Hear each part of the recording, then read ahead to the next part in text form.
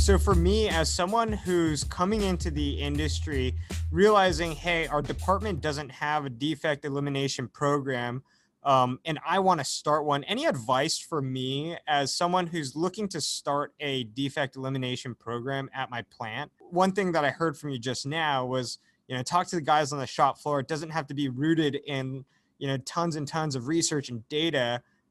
It could be qualitative. Any other tips, advice for me?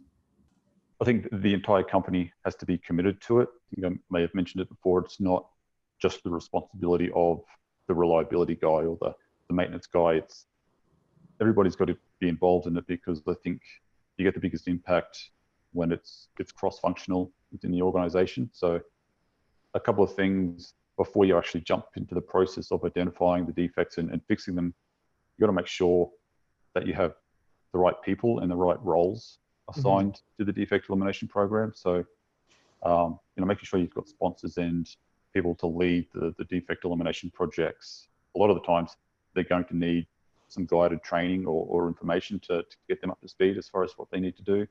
But then everybody that is in the organization that's hopefully going to be involved with DE will need some type of awareness that what defect elimination is and what it isn't, what we're trying to achieve out of it. Engagement and communication plans are very important for defect elimination, because, again, you just don't want to be siloed into this one little group doing it.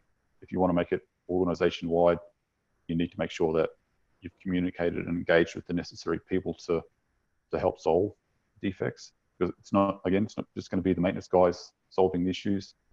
You'll definitely need help from the operations guys, process guys, vendors and OEMs that make some of the equipment that might be failing, that might have the defect. There are a couple of, I think, things on the ground level that need to be identified and sorted out first before you kind of jump into the process.